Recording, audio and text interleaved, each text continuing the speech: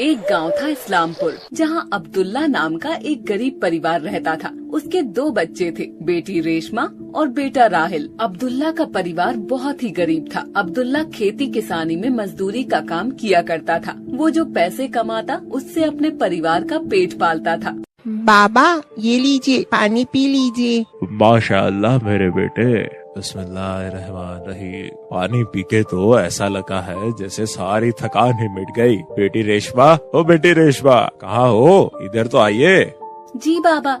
तभी उसकी बीवी सकीना आती है। आ गए आप? अरे आज मकान मालिक आए थे, वो इस महीने का किराया मांग रहे थे और पिछले महीने का भी कह रहे थे, और कह रहे थे कि किराया नहीं दिया तो अगले महीने खाली करना पड़ेगा तुम्हें ये घर। या अल्लाह हमारी मदद अता फरमा। ठीक है, मैं कल अपने मालिक से बोलता हूँ, वो कुछ न कुछ इंतजाम जरूर कर देंगे। अगले दिन अब्दुल्ला अपने मालिक से बोलता है, मालिक मुझे कुछ पैसे मिल जाते उधार तो मैं अपने घर का किराया दे पाता। क्या हुआ अब्दुल्ला भाई, घर में कोई परेशानी है? हाँ मालिक, मैं इतने नहीं कमा पाता हूँ, अपने परिवार को पेट भर खाना भी नहीं खिला पाता। 2 वक्त की रोटी का जुगाड़ कैसे होता है ये तो मेरा अल्लाह जाने। घर का भी किराया है, उसी का कर्जा हो गया है। अगर पैसे न दिए तो घर का मालिक हमें घर से निकाल देगा। अच्छा तो ये बात है, तुम एक काम क्यों नहीं करते? ये 2 बकरी के बच्चे हैं, तुम इन्हें ले जाओ और बड़ा करना, उन्हें अच्छे दामों में बेचना, जिससे तुम्हारी सारी परेशानी दूर हो जाएगी। अल्लाह तुम्हारी मदद अता फरमाए। इस तरह अब्दुल्ला वो दोनों बकरी के बच्चे अपने घर ले आता है, जो देखने में बहुत ही खूबसूरत होते हैं। ये देखकर राहिल और रेशमा बहुत खुश होते हैं। बाबा ये बकरी के बच्चे तो बहुत ही खूबसूरत है। मेरे दिल में कई दिनों से हसरत थी कि मैं बकरी के बच्चे लाऊं, लेकिन घर की तंगस्ती को देखकर मैं आपसे बोल नहीं पाता था। बाबा मैं चाहता था कि बकरी के बच्चे लाऊं और उन्हें पालूं, उनके साथ खूब खेलूं, पर आज अल्लाह ने ये मेरी तमन्ना पूरी कर दी। अल्लाह तेरा लाख लाख शुक्र है। इन बकरी के बच्चों को मैं पालूंगा, इनके साथ खूब खेलूंगा। ठीक है बेटा, इनकी तुम्हें ही खिदमत करनी है, शायद ये हमारी किस्मत बदल दे। राहिल उन दोनों बकरी के बच्चों को जंगल ले जाता है और उन्हें हरे पत्ते खिलाता है। बाबा कहाँ हो? बाबा क्या हुआ बेटा? बाबा मैं इन दोनों में से एक का नाम रखूंगा बादल और एक का नाम बादशाह, ठीक है ना बाबा? बेटा जैसी तुम्हारी मर्जी, अब ये तुम्हारी अमानत है और तुम्हारा खिलौना भी, उनका अच्छे से ध्यान रखना। ठीक है बाबा, मैं इनका अच्छे से ख्याल रखूंगा। राहिल उन दोनों बकरी के बच्चों के साथ खूब खेलता। वक्त कैसे पंख लगाकर उड़ जाता है पता ही नहीं चलता। वो अब दोनों बकरे बड़े हो गए थे। अम्मी जान आप कहाँ हो? आइए ना यहाँ। क्या हुआ बेटा? अम्मी जान, बादल और बादशाह ये दोनों तो बड़े हो गए, लेकिन मैं क्यों नहीं बड़ा हुआ? अम्मी जान बताइए ना। सकीना हंसते हुए अरे बेटा, जानवर जल्दी बड़े हो जाते हैं और इंसान के बच्चे जल्दी बड़े नहीं होते। तुम्हारे बाबा होते तो ऐसे में ये देखकर बहुत खुश होते कि उनके लाए हुए बकरे आज बड़े हो गए हैं और बहुत ही खूबसूरत हो गए हैं। अच्छा अम्मी जान, बादल और बादशाह को घुमाने के लिए ले जाता हूँ। ठीक है बेटा, जंगल में ज्यादा दूर नहीं जाना और उस टूटे हुए पुल की तरफ तो बिल्कुल भी मत जाना। वो तीनों जंगल की ओर निकल जाते हैं। राहिल बादल और बादशाह को हरे हरे पत्ते तोड़कर खिलाता है। कुछ देर बाद राहिल को भी भूख लगने लगती है। तभी राहिल के मन में उस पुल को पार कर जाने की लालसा होती है, जहाँ बहुत सारे आम के पेड़ होते हैं, पर वहाँ जाना खतरे से खाली नहीं होता, क्योंकि वहाँ का पुल काफी पुराना हो चुका था, जिससे टूटने का खतरा था। चलो बादल और बादशाह, आज तुम्हें मेरा पेट भराना है। राहिल बादल की पीठ पर बैठकर पुल की ओर चल पड़ता है। जैसे ही पुल के ऊपर चलता है तो पुल आवाज करने लगता है।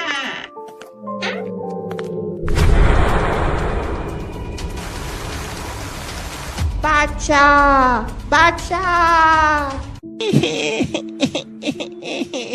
ये अल्लाह, ये क्या हो गया? बादशाह मुझसे बिछड़ गया, अब मैं कैसे जीऊंगा? या अल्लाह रहम फरमा, रहम। राहिल और बादल घंटों उस नदी की ओर देखते रहते हैं, लेकिन बादशाह का कुछ अता पता नहीं चलता। पानी का बहाव इतना तेज था कि बादशाह दिखाई नहीं दिया। वो दोनों घर की ओर जाते हैं, रोते हुए जैसे राहिल और बादल घर पहुंचते हैं। बेटा राहिल, तुम्हारे कपड़े गीले क्यों हैं? और बादशाह कहाँ है? लगता है तुम लोगों ने बाहर ही खड़ा कर दिया है मेरे बादशाह को। सकीना बाहर जाकर देखती है तो वहाँ कोई नहीं होता है, और वापस आकर देखती है तो राहिल की आंखों में आंसू थे। राहिल, बादशाह कहाँ कहाँ है? जल्दी बताओ बेटा, मेरा दिल बैठा जा रहा है। राहिल अम्मी जान से लिपटकर जोर जोर से रोने लगता है। अम्मी जान, बादशाह को हमने खो दिया अम्मी जान। क्या कह रहे हो राहिल? ऐसा कैसे हो गया मेरे बेटे? वो तो तुम्हारे बाबा की निशानी थी, उसका तुमने कैसे ध्यान नहीं रखा? अम्मी जान, सारी गलती मेरी है। आपने मुझे उस पुल की तरफ जाने के लिए मना किया था।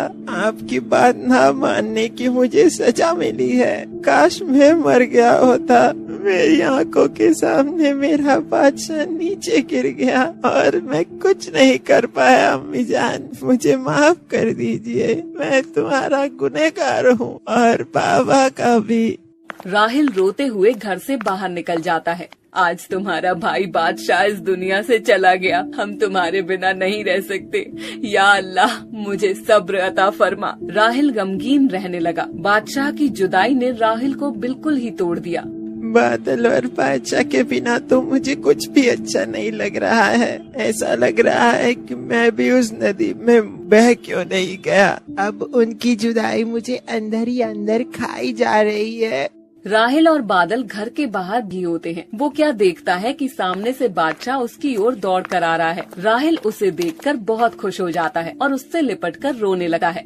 बादशाह तुम कहाँ चले गए थे मुझे छोड़कर? तुम्हारी जुदाई में मुझे जिंदा लाश बना दिया था। बादल नहीं होता तो शायद मैं भी इस दुनिया में नहीं होता। अम्मी जान, बाबा और बादल का ख्याल आ जाता है, बस इसीलिए मैं जिंदा हूँ। या अल्लाह, तेरा लाख लाख शुक्र है कि तुम जिंदा हो। इतने में सकीना बाहर आ जाती है। अम्मी जान देखो, बादशाह हमारे पास लौटकर वापस आ गया है। या अल्लाह, तेरा लाख लाख शुक्र है। या अल्लाह, तूने मेरी दुआ सुन ली, हमारा बादशाह हमारे पास लौटा दिया है। या अल्लाह, तेरा लाख लाख शुक्र है।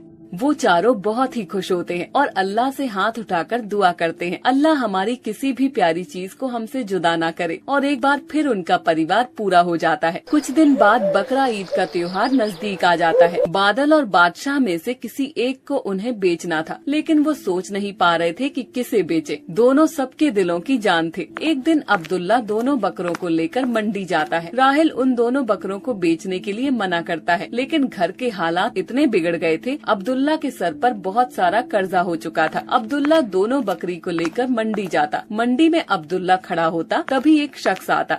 माशाअल्लाह, वल्लाह आपके दोनों बकरे बहुत ही खूबसूरत है। क्या आप इन्हें मुझे देंगे? नहीं, मैं सिर्फ दोनों में से एक को ही बेचूंगा। पर ऐसा क्यों भाई? मेरे सर पर कर्जा है, इसीलिए मुझे अपनी अजीज चीज को बेचना पड़ रहा है। ठीक है, फिर आप एक ही दे दो।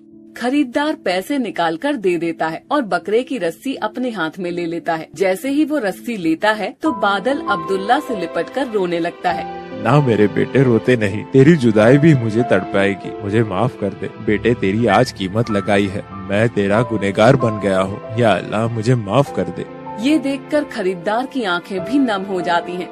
अरे अब्दुल्ला भाई, आप दोनों की मोहब्बत देखकर मेरा भी दिल भर आया। आप इन बकरों को बेचना क्यों चाहते हैं? ये मेरे दिल के टुकड़े हैं। दिल के टुकड़ों को कोई बेचना नहीं चाहता, लेकिन कुछ मजबूरियाँ उन्हें घेर लेती है, तभी ये काम करना पड़ रहा है। घर के हालात भी ठीक नहीं है।